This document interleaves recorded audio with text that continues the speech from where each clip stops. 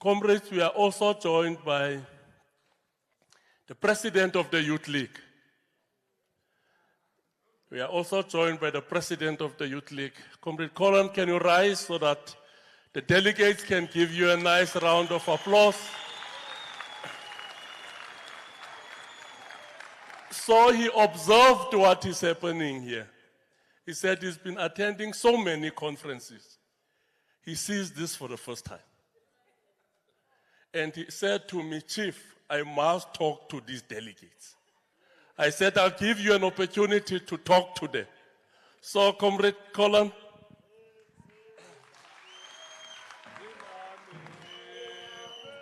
Iyashaba sizozabala inzima lihila inameva iyashaba sizozabala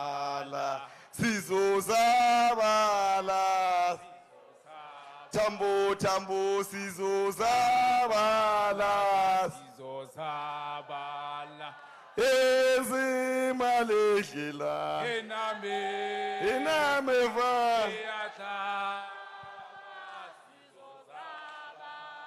manja away two amanja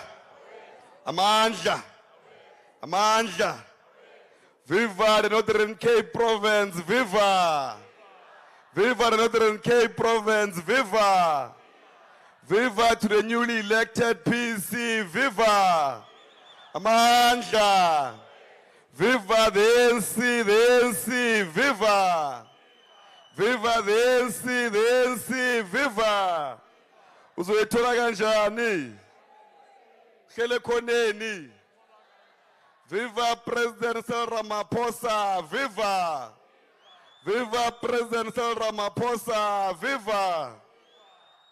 Thank you very much, Chairperson, for accepting the request to greet. And I've committed that all I will do is to greet. But it's important that I greet the ANC members who are present here. They are leaders of the highest decision-making body of the African National Congress. Above that is international. And we have not formulated a structure yet. To the leadership of the Youth League that is here, the leadership of the Veterans League, the Women's League, COSAS, SASCO, the Real Mkhonto Wesizwe. We have a fake one. It was mentioned the Real Mkhonto Wesizwe, COSATU. I don't know if the SACP is here. Greetings to them if they are here. You are welcome. The leadership of branches of the African National Congress and regions. The most important people. Leadership of branches. The basic unit of the African National Congress.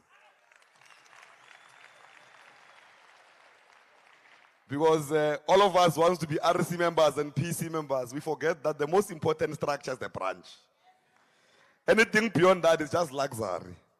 But the most important, the real work happens in the branches of the African National Congress. That's where they deal with service delivery issues, structural issues, community issues. They are every day interacting with members and community members. Now, that are the most important, and it's important that we greet them. And delegates who are sent by branches here to come here and be in commissions and not be disruptive and be as disciplined as you are. You know, the ANC was always associated with wrong behaviors. But we have proven that the renewal program of the ANC, you are responding to it.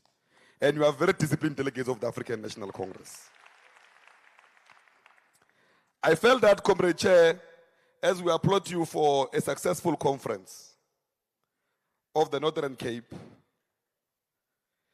it is very important that every platform we get, we remind each other of the most important thing of why we exist. Because sometimes we tend to forget why we exist. We exist as the parliament of the people of South Africa and Africa. We exist for the people of South Africa. That's why we exist.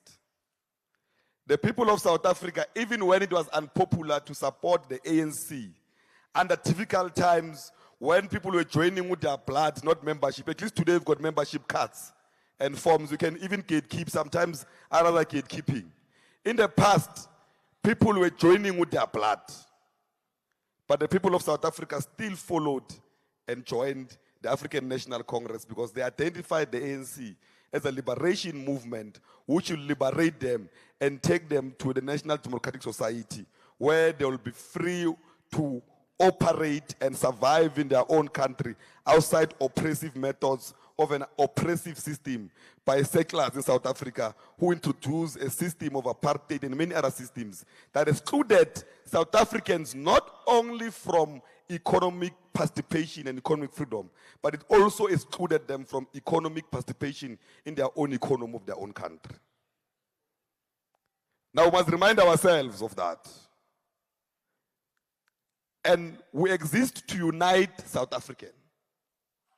That's why we have a non-racial character as the ANC. ANC is not a black organization. It's an organization for all South Africans. Because we tend to want to behave like the ANC is an organization for only black people. It's an organization for all South Africans. And it's got a role to unite them. But I felt that, Chair, there's the most important thing that is taking us out of power. We've forgotten to advance aggressively the most important struggle, which is economic freedom. Comrade Chair, it can be sustainable that the structure of the economy does not reflect the demographics of the country. 31 years later, the ANC can accept that. That 31 years later, the face of poverty in South Africa is still black. Those that depositioned us from our own economic activities are still in charge and operating like it has never happened. Like we've never won political freedom to put policies in place to reverse and make sure that the injustice of the past are reversed and the economy of the country, there's a full participation of our people. We've lost elections because of that. I hear other side shows. We've lost elections because our people no longer believe that we will take them out of poverty. That's why Kadibola said he went to of TV. Yes, they are there, they contributed. But the most fundamental thing is that our townships, our villages, our rural areas, our farms have become a holiday Monday to Monday because the youth, the women, and the people, they are unemployed. That's why we lost elections. Because 31 years later, we still have minerals from here in Northern Cape controlled elsewhere. They live as raw as they are to go and revive other industries. People of Northern Cape remain poor, but they've got the most important minerals below their soil. I hope the commissions are coming out with a very radical decision on how do we put the mineral resources below our soils in the hands of our people.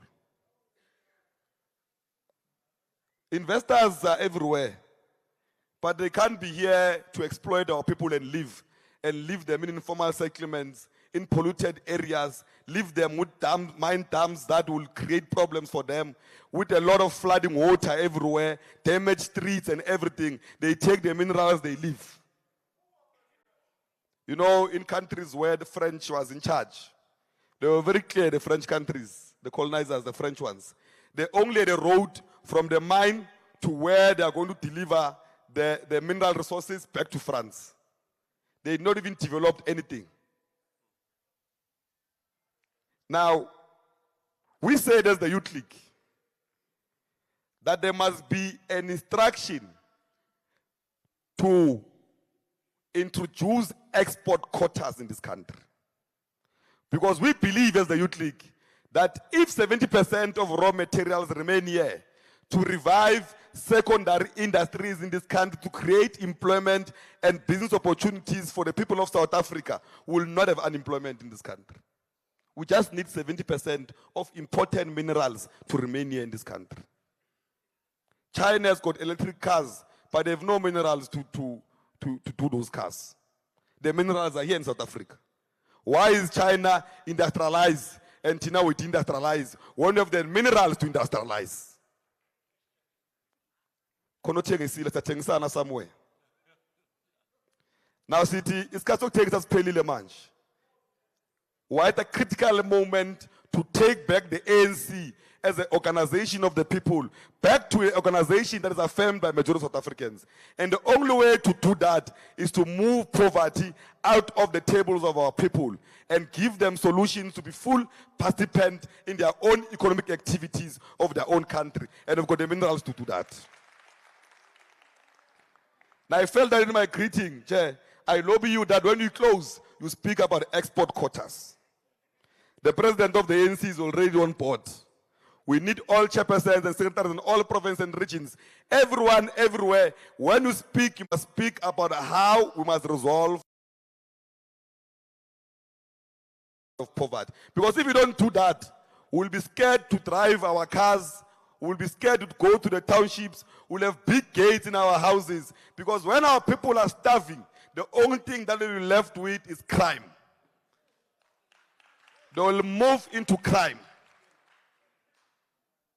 That's why all of you here, MECs, have got bodyguards. Who are you guarding yourself against?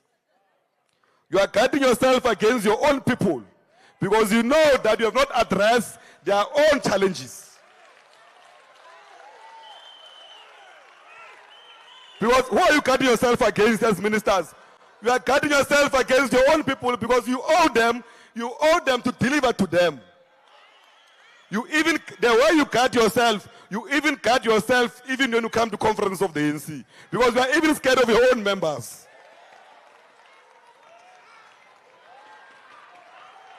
You can only be scared if you know you owe people. If you have borrowed money from Mashonisa and you have not paid Mashonisa, when it comes this way, you change direction. Because you know you owe a Mashonisa.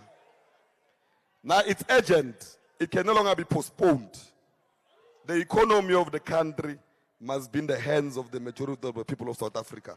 And there will be no need for us to even fear to drive our expensive cars and stay in our expensive houses because our people will not care because they will also have something on the table. But you can never achieve all of these things if the unity of the ANC is not cemented. The ANC can't wage any revolutionary program if it's divided.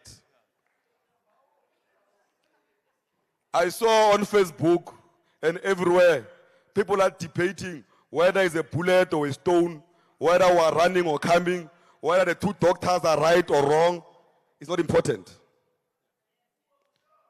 When the integrity of the message is in question, even when you communicate a message, people don't believe you.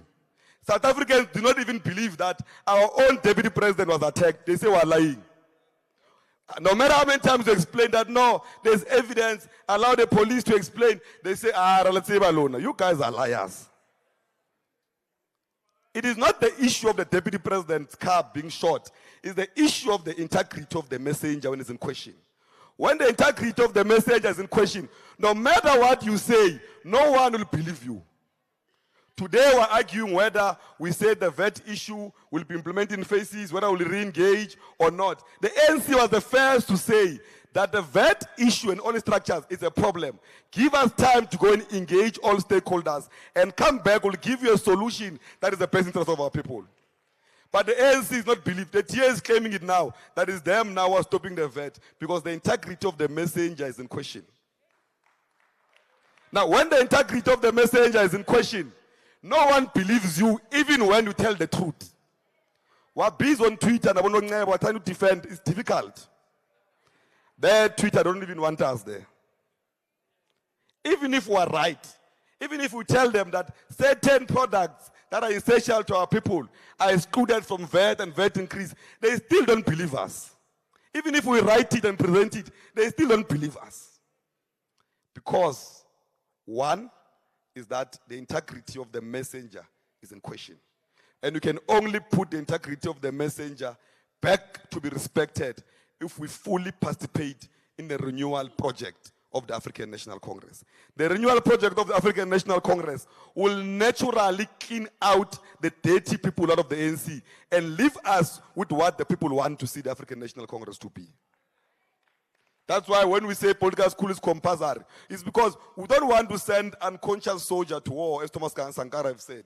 Because an unconscious soldier, you give him a gun today, he will not know who's the enemy because he is not educated to identify the enemy. That is the role of political education. The role of political education is to assist you to identify your struggle and the enemy and how to move forward and how to defend your people against the enemy. But you can't do that if you are not conscientized. And if you're not conscientized, you can't identify the enemy. Now, political education is not punishment. It's an important responsibility for any revolutionary leader who wants to advance the revolution to do. Because which revolution are advancing if you don't understand it? That's why people believe that the ANC is a black party. Because populists went everywhere and said that black parties must unite. We said, but it's not a black party. But why are you not uniting with MK? We said, but MK does not represent what the ANC stands for. They have left the ANC because of the renewal project of the ANC. All the criminals are in MK. Everyone who's going to court cases, who's arrested out on bail, who has done a crime somewhere, who has collapsed SOEs, who has collapsed government, is all in MK. Now you can't tell our people that we're fighting against corruption, but we're working with MK. Oil. But Comrade Zaman, thank you very much. I felt that I must add on to some of the commissions. But I want to also appreciate the youth representation I've seen in this conference. I demanded 20%, but I think I received more. Because I always tell the NEC of the Youth League that when you speak about youth or young people, we also speak about products of the Youth League. Because there's no dustbin for them. Because if we don't protect products of the Youth League, the ANC will be led by people who are not from preparatory school of the ANC.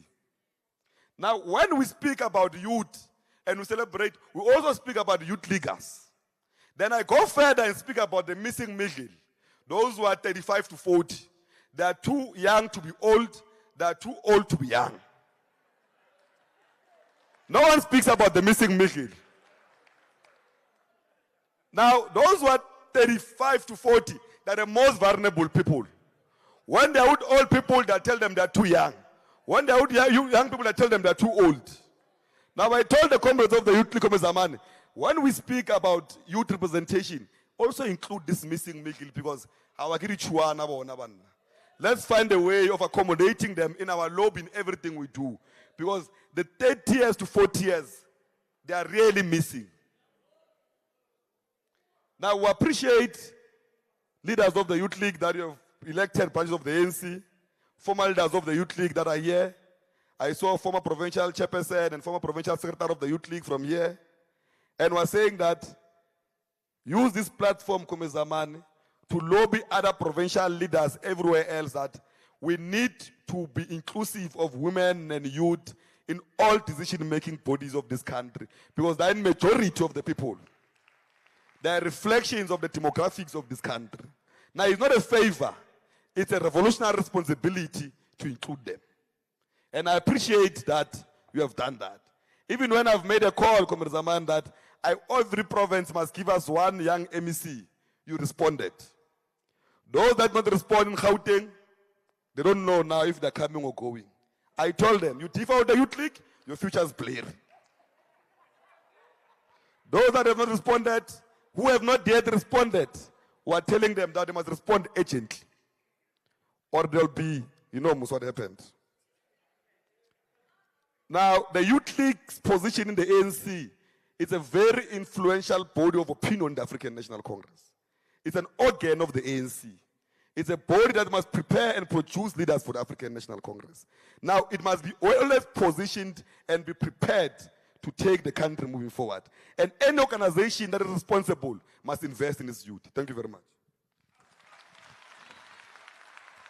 Amandla, Can we give Comrade Collen a nice round of applause?